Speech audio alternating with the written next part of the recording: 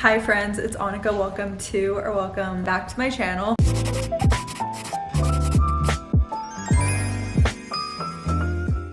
I don't know if you can see the ginormous stack of books that is peeking through here, but I thought it would be fun to do a mid-year wrap-up of books that I have read this year. I'm gonna take those off because they're just gonna reflect throughout the video and it's gonna bother me, but I thought they were giving cute library girl, I'm not gonna lie. These are from Amazon. I'll link them down below for you. They're blue light. But I honestly, I'm gonna be so for real with you guys. I was a little bit disappointed when I counted up how many books I had read because I at least thought I had read 20. But at the same time, I'm not mad at it because at the end of last year, you guys know I was having a tough time emotionally, mentally. It took me a while to get back into reading, and I started off this year in January pretty slow, taking it slow, and I feel like I have made good progress, especially as like a casual reader. I want to kind of put my foot on the gas a little bit for the second half of the year. A lot of these books, I would say most of them are in reading vlogs from the first half of this year. So if you watch all the reading vlogs, you might have already seen my thoughts and reviews on this. But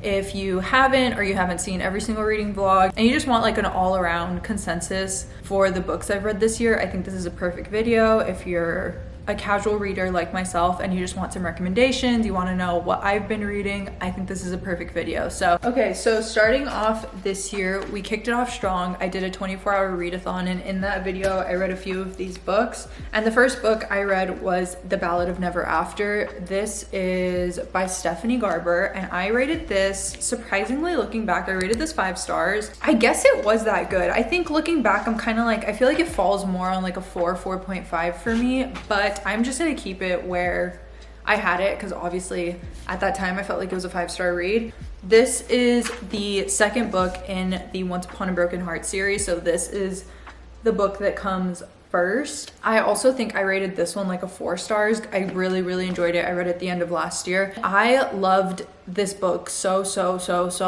much. I thought the plot twists at the end were so good. Let me tell you a little bit about the series. You follow Evangeline Fox, and she is a young girl who gets herself in a very bad situation with what they refer to as fates. And fates are like these immortal beings that essentially are never to be trusted by humans, because if you're in like a really desperate situation, it's been known that you go to a fate, you make a deal to try and get yourself out of it, but usually that deal, it really backfires like horribly, like high stakes horribly. And so Evangeline unfortunately makes a deal with a fate. We just follow Evangeline through this journey of basically trying to recoup her losses and just figure her way out of this mess that she has made for herself. And it's a really twisty, fun ride. The romance is very slow burn though. Like, I think that was something I was really yearning for in the second book that we still just got crumbs of. And there's some really fun characters in these books that are just huge personalities and are super fun to get to know and get to read about. Then I picked up an Emily Henry book, the only one at the time from her backlog, her romance backlog, that I had not read, because now she has a new release that I haven't read. But I want to thank Notion for actually being the sponsor of today's video, which is so exciting because you guys know I love my Notion. It's like my emotional support dashboard. So I am so excited to tell you guys that Notion AI now has some really cool new features and offerings that are in place for you to use to be able to make your life and your work life easier, more productive, more efficient. I've used Notion AI for years. It's actually the first AI model that I ever used because it was already integrated into my Notion, which makes it super easy to use. What I've been loving is their new AI home feature, which looks like this. And what I love about this is it's kind of like a hub for all the different features. So you're able to search, you're able to research, and you're able to build databases all from one place. What's also really cool about this is that you can customize which AI model you want to use. So you can use GPT, you can use Anthropic's Claude. I love the research feature because now I can actually search the web and cite different sources and then give you all the information summarized, but you know where it's coming from and where the research was done from. So you can go and do further research or look into those articles if you want. I use it for things that I want to learn about, like workout recovery methods and the best way to organize like my workout split and my post workout habits. And then I'm able to copy the AI summarization from the web search into a personal page in my dashboard if I want to. So if you're looking to enhance your productivity, your efficiency, your organization, and you want the help of Notion AI, then you can use the link in the description to get access to it. And I just want to thank Notion again for sponsoring this video because I love their platform so much and I use it every single day. I picked up Book Lovers. I was saving it for a rainy day when I really felt like I needed to get back into reading. In this, we follow Nora Steven, and she ends up in a small town with her sister Libby. They kind of go on a girls trip and she runs into Charlie, and they actually had met before, so it's kind of like a reintroduction, but the first time they met, it did not go well. It did not go well. First impression was absolutely horrendous. She just so happens to run into him in the small town that she is spending a few weeks in. So I rated this a 5 stars because Emily Henry just does it for me every single time. I think it's a very feel-good small town romance. There's nothing about the plot from this book that is like super memorable for me. I think, I'm gonna be so honest, out of all of her books, I feel like this is the least memorable for me. I still gave it a 5 stars, but I feel like I could truly explain to you the plot of Happy Place, Beach Read. I loved People We Meet on Vacation, and even Funny Story, but this one just felt a little bit forgettable when it comes to plot. The romance in it, I remember it being so good. I think Charlie is a very brooding character, and that just makes him more intriguing, and it's really nice to see him and Nora's relationship develop, especially while they're like out of town together. We get to see them in an environment that they're both not used to. Yeah, it was very wholesome. It was very sweet. There wasn't anything that was like so stuck out to me. It's also really fun because we get to see like a more professional intellectual side of these characters. So they both work at the same literary agency, and we get to see them like work together while there's still like romantic tension, and you get to see them like stimulate each other's minds, which I actually really enjoyed. I like this. It wouldn't be the first Emily Henry book I would recommend, but I would say you need to get to this if you have not read it. Next up, I read A Novel Love Story by Ashley Poston. I rated this a 3.75 stars. I really liked this book. If you haven't read any of Ashley Poston's novels, let me just say I would highly recommend her book. The reason I would recommend her books is because it's never just romance. There's always a fictional magical element mixed in, which makes them very unique from any of our like contemporary romance. How do I explain this? We follow Elsie as she is on a road trip by herself. She's in a very hard point in her life, and her car breaks down in a town she's never been to before. She has to stay the night there. It's a small town in the middle of nowhere, and as she kind of explores the town a little bit more, she's like, wait, this seems so familiar. I feel like I've been here before. And then she's like, wait, no, I haven't been here before. I've read about this before. This is my favorite fictional book town from her favorite book series. So she gets to spend time with characters that she has read about, that she loved, but there's one person that does not fit in with the books that she's read before. She's never read about him, and so that is where the romance begins. She meets a man that she is not familiar with from these books. The reason this book is really nice is it's very wholesome. Like, you see her find a lot of healing during her time in this town, not just because she's familiar with it, but because I think it helps her like rediscover a part of herself and remember like what she wants. She also has been through a really awful breakup and just really needs time to recover and heal. There's also a little mystery element to it, which is really fun. I also love that about her books. I think I wasn't obsessed. I wasn't obsessed with the romance. I wasn't obsessed with the plot line, but it was for all purposes good. This will not be my last read from her. Okay, I need to take a sip of my coffee because I never talked this much in one go. Next we have Heartless Hunter by Kristen Ciccarelli. This is another fantasy novel. Heartless Hunter is about Rune, who is a witch in a time where witches are hunted to be killed. She is dedicated and has dedicated her life to helping witches escape their like kingdom or city that they live in and get to like a safe haven before they get murdered. What I really loved about this book is it keeps you guessing the whole way through. Like, you think you know who is who, you think you know who is on whose side, because there's the side that wants to murder the witches and there's the side that is committed to helping all witches get to a safe haven. By the end you realize you knew nothing, and everyone is not who you probably think they are, and it's very confusing, but she does it really well in that way. So this one was amazing for the plot twist. The plot of this was so freaking good. Like, I ate it up. I loved it. It was so easy to read. I rated this like a 4.25. It was the romance that kind of missed the mark for me a little bit. I didn't love it. I think that's a really unpopular opinion, because when I talked about that in one of the reading vlogs, people were like, I loved Rune and Gideon, and I totally see like why people would. It must be a preference thing. I don't know. It could also be that I listened to a lot of this one on audiobook, so maybe I just wasn't like committing my full attention to it, and so I wasn't like super into it, but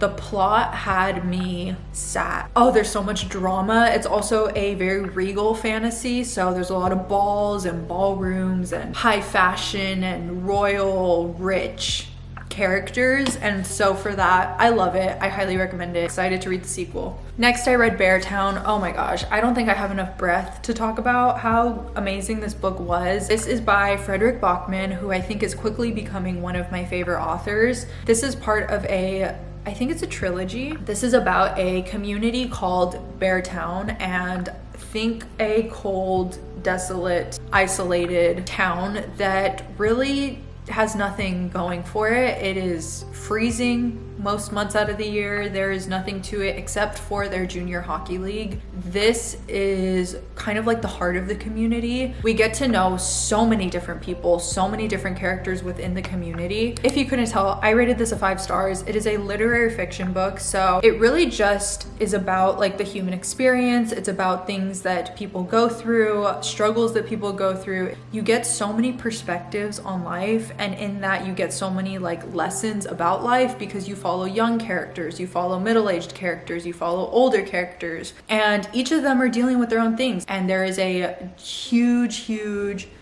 scandal and offense that happens by one of the players on this team, and he is basically elevated in this town, put on a pedestal because of his position in the hockey team and how much the community values the hockey team. So when this offense is exposed, we see a lot of the prejudice that comes with it against the victim. It's heartbreaking, it's eye-opening, it makes you reflect on your own life, your own experiences, people you've encountered. I will say it is a very heavy book. Don't take this on your beach vacation, because you're just going to be crying with your pina colada in hand. I would say pick this up when you want to feel something. You want a book to make you feel something again. But also look up the trigger warnings. I highly recommend it. Then we had Sunrise on the Reaping from Suzanne Collins. This is the second prequel to the Hunger Games trilogy. That series raised me into the reader that I am today. Truly made me feral for reading. I had to pick this up when I heard a prequel was coming out about Haymitch. I believe I rated this a 4.5 stars, but oh my gosh, I enjoyed it so much. I did say this in a recent reading vlog. This is a fan book, so if you're a fan of the Hunger Games and you want more, you know when you've seen your favorite show and you're like, man, I wish I could watch that for the first time again? If you feel that way about the Hunger Games,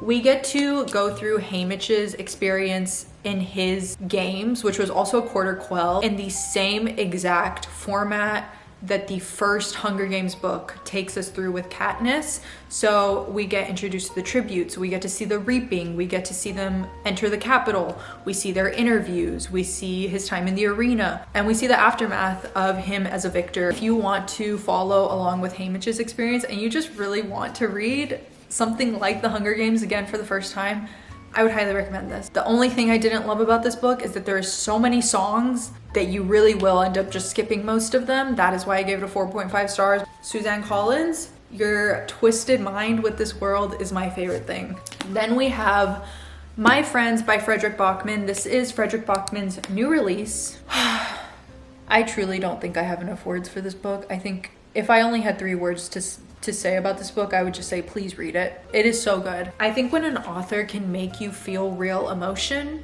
and because you're reflecting on your own life through their words, they're just an artist in that way. And I truly admire Frederick Bachman's writing. His metaphors are going to cut you in the heart, in the best way possible. The nostalgia of this book is intense. It's about a group of 4 friends. We get to read about a lot of their friendship in their teenage years. Their childhoods were very, very hard and very unfair to them, and they find a lot of solace in each other because they're all kind of experiencing very similar hardships at home. And we just get to see like the true comfort that a real friendship brings into their lives and how valuable that is. So much so that even 25 years later, which we do get both perspectives in the book, even 25 years later, like it is probably one of the greatest things they've ever experienced in their lives is that friendship that they had with each other. And what's so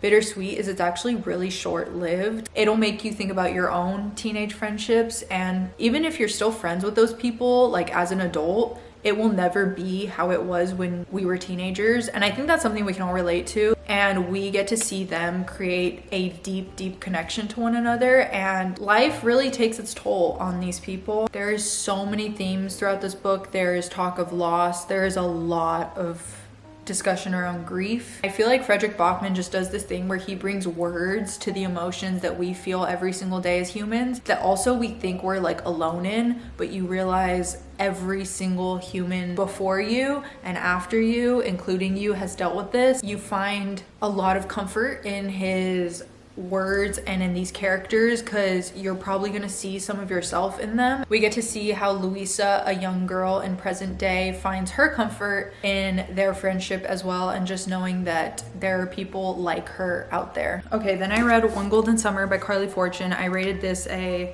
3.5 stars, and yeah, it was okay. This is a sequel to her first book, which is Every Summer After.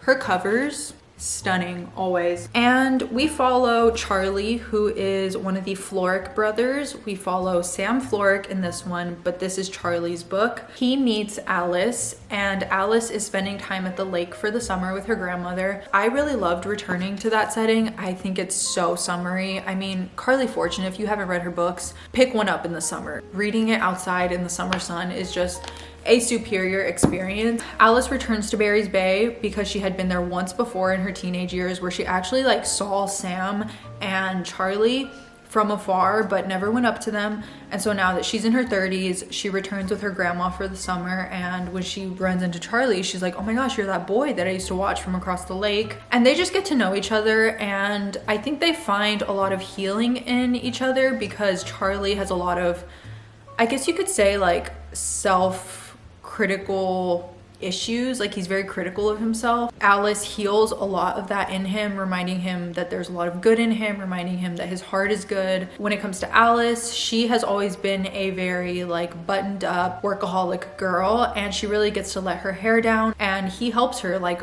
remember that adventurous side of herself. And so it's good. I didn't absolutely love it. I also for like half of the book didn't know this was a sequel, was not putting 2 and 2 together. That did dull my reading experience of this a little bit, so I would just recommend absolutely reading this one first and then reading this one. Listen, those books are great. That series, great. This book though, life-changing. You can't tell me differently. I don't know if this is like a 6-star book for me. This was her release last year. The summer will be different. Oh my god, I have a signed copy. Wait, that's so cool. How did I not remember that? So I would honestly say, before you read Every Summer After or One Golden Summer, if you need a summer book, please pick up This Summer Will Be Different. Then I read The Conditions of Will by Jessa Hastings. I gave this a 5 stars because this book wrecked me. It was so good. Oh my god, it was so good. And I've had some of you guys message me since I like talked about this in the reading vlog, saying that you read it because of my recommendation and that you loved it. So I'm really happy to know that we all have the consensus that we literally ate this up and no crumbs were left. Jessa Hastings exceeded all my expectations for this book. In this, our female main character is Georgia, and she returns home to South Carolina for a family funeral. So it's a really dreary situation. And she has very mixed feelings about it because she has a super complicated, strained relationship with her family. And her family is very traditional. They're like rich and traditional, so I don't know, I feel like sometimes that's like the meanest combo. There is tension, there is drama. I don't say this in a bad way. It's so soap opera in the best way, but let me say it's mature. Whereas Magnolia Parks is giving soap opera in what I would say an immature way. As Georgia returns home, she is introduced to Sam Penny, the man that you are. Yeah, emotionally mature, compassionate, caring, funny, witty banter, like so good. There is so much in this that is so good, and she finds such a comfort in Sam because she has not had that with her family. Like Sam lets her be soft, whereas I feel like in her life she's always had to be a very hard, like guarded person because of how her family treated her. This is my most recent read. I read The Hunting Party by Lucy Foley. I just finished this a few days ago. I rated this at 3 stars on Goodreads. I don't know if you've noticed, this is my only mystery thriller for the entire year. I just have not been finding good thrillers that I feel like really make me excited to read. And I loved the synopsis of this. So this is about Oxford University friends. It's a group of friends and they're very messy. They're very toxic to one another, but they've been friends for a long time, so I guess you could call them friends. And once a year they meet up and they go on like a college buddies vacation. This year, they decide to go to I don't even know what you would call it. It's like a modern castle. Someone turns up dead. One of the friends turns up dead, and throughout the book, what I really like is you don't know who, so you're kind of like guessing, and then you start to figure it out, and it isn't explicitly said until the end. And then it turns into like a whodunit, and you're like, wait, which one of these people murdered them? And each of them have a different motive. Each of them are very capable. There's a lot of drama. There's a lot of toxicity between these friends. They all low-key hate each other. I thought the reveal at the end though was really good. I really wasn't expecting that. I had already guessed who did it, but I did not guess why. I really liked that part. So I think I would give this like a 3.5 stars. Let's talk about some DNFs. Picked up this book in Austin when I was at Book People. This is Not in Love by Allie Hazelwood. I'm really sad to say this is my first book that I picked up from her because I think this is like the book people dislike the most. I got like 80 pages in and I was like, I really could care less. The romance was meh. The workplace drama was I decided to go on Goodreads at that point and look up ratings. People did not love this book. I'm not gonna keep trying to push through this when I'm not enjoying it, not excited to pick it up. Another DNF for me this year was something called, this was a book called Love Story by Lindsay Kelk. I remember why I picked this up. I picked this up because I wanted to be spontaneous and I was at Barnes and I was like, you know what? I wanna pick a book just based on the cover. Like I picked it because there was an Emily Henry like review on the front. It was not good. It was not what I was looking for. Another soft DNF for me was Daisy Hates by Jessa Hastings. Could not get through it, and so I DNF'd it. And I don't know if I'm gonna return to it or not. The reason I picked it up was because I enjoyed The Conditions of Will so much. My current read, I just wanted to like mention this because I am halfway through, so I feel like it counts as a book I've read in the first half of the year. This is Same Time Next Summer by Annabelle Monaghan, and I am loving it so far. I am like really loving it. It's kind of reminding me of This Summer Will Be Different by Carly Fortune. It's kind of reminding me of it. And so it is about Sam, and she's going back to her family's Long Island beach house, which she really never visits anymore, but she spent every summer there as a kid and as a teenager growing up, and she had a very impactful teenage relationship with her neighbor Wyatt, and they broke up for a reason I don't know yet. So now she's returning in her 30s with her current fiance. I like how I just said current fiance. I'm pretty sure he's not gonna be fiance for very long. She's running into Wyatt again, and so that's just gonna mix up a lot of old feelings for her, bring him to the surface. I'm imagining it's a second chance romance, childhood friends to lovers, and I'm just so excited. Those are like my literal favorite tropes. If you made it to the end of the video, thanks for letting me yap at you for this long. I would say the winner for my favorite book for the first half of 2025 is My Friends by Frederick Bachman. So if you only want to take one recommendation for this whole thing, I would tell you this one. I hadn't filmed a sit down video in like a year. I always forget that I can film these and not just do vlogs. Let me know what your favorite book of the first half of 2025 has been. I genuinely want to know. And make sure to like and subscribe if you enjoyed, and I will see you very soon in my next video. Bye.